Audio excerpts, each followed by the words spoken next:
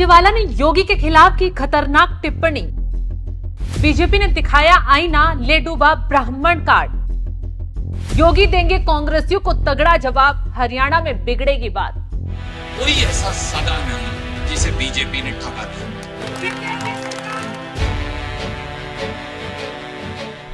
नमस्कार, आप देख रहे हैं एनएमएफ न्यूज, मैं आपके साथ शबनम। हरियाणा में चुनावी माहौल बेहद गर्म है और बीजेपी जमकर हुड्डा परिवार से लेकर गांधी परिवार तक के चिट्ठे खोल रही है। लेकिन हरियाणा में कांग्रेस को सबसे ज्यादा चुभ रहे हैं वो हैं योगी आदित्यनाथ, क्योंकि योगी आदित्यनाथ ने जब से हरियाणा की चुनावी जमीन पर कदम रखा है, कांग्रेस की जड़ें ही हिल गई हैं। लोगों को न सिर्फ योगी आदित्यनाथ की कार्यशैली पसंद आ रही है, बल्कि उनकी हिंदुत्व की छवि भी छा रही है, जो बात कांग्रेस हजम नहीं कर पा रही। ऐसे में अब योगी आदित्यनाथ की काट करने के लिए कांग्रेस ने बदजुबानी शुरू कर दी है। कांग्रेस नेता न सिर्फ योगी आदित्यनाथ के खिलाफ झूठ फैलाने खड़े हो गए हैं, बल्कि जमकर उनके खिलाफ विवादित बयानबाजी भी दे रहे हैं। अब चुनावी मंच पर आए रणदीप सुरजेवाला ने योगी आदित्यनाथ के खिलाफ बदजुबानी की और उन्हें ब्राह्मणों की हत्या करने वाला तक करार दे दिया। क्या कुछ कहा रणदीप सुरजेवाला ने, तो सुनवाते हैं। सच्ची ये है कि आज की भाजपा के बारे में दो लाइन सही हैं। कोई ऐसा सगा नहीं जिसे बीजेपी ने ठगा दिया।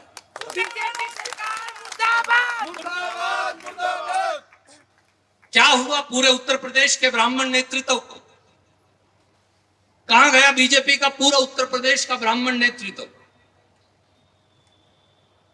एक एक व्यक्ति से जाकर पूछ लीजिए, कानपुर पूछिए, बनारस पूछिए, लखनऊ पूछिए, मेरठ पूछिए, एक एक व्यक्ति को चुन चुनकर आदित्यनाथ ने मारा।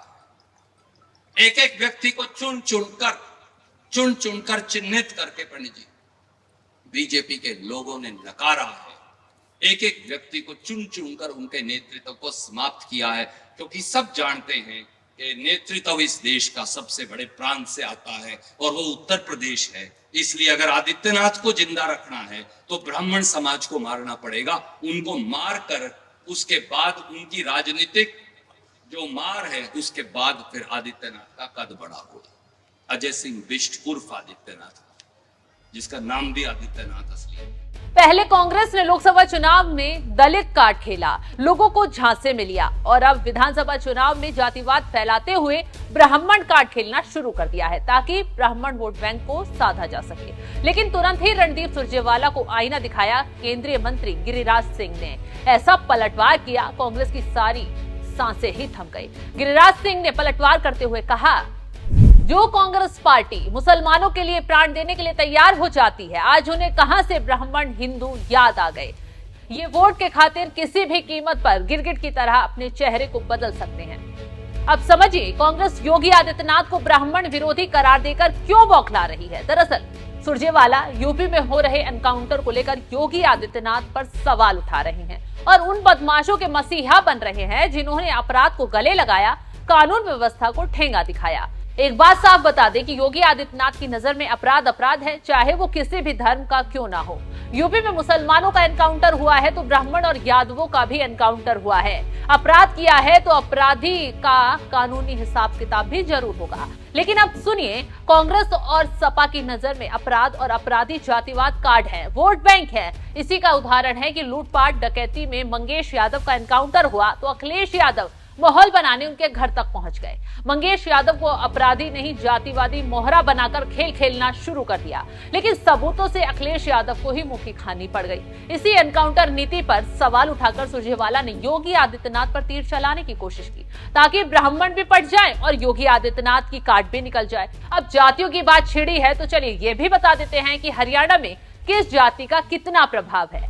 हरियाणा में किसकी कितनी आबादी? जाट 25% है, पंजाबी 8% है, ब्राह्मण 7.5% है, अहीर 5.14% है, वैश्य 5% है, गुर्जर समाज के 3.35% लोग हैं, जाट सिख जो है वो 5% है, राजपूत 3.4% है, सैनी 2.9% है, बिश्नोई 0.7% है। तो हरियाणा में 7% से ज्यादा ब्राह्मण हैं। तो एक जाति को रिझाकर तो कांग्रेस काम नहीं कर पाएगी, इसलिए अलग अलग जातियों पर कार्ड खेलना जरूरी हो जाता है। लेकिन कांग्रेस खुद ही अब अपने जाल में फंसती हुई दिखाई दे रही है। तो जिस तरीके से सुरजेवाला ने योगी आदित्यनाथ को ब्राह्मण विरोधी करार दे दिया, उसी काट से अब योगी आदित्यनाथ ने और बीजेपी नेताओं ने कांग्रेस को काटने का काम शुरू कर दिया है। फिलहाल इस खबर पर आपकी राय क्या है, कमेंट कर जरूर बताएं।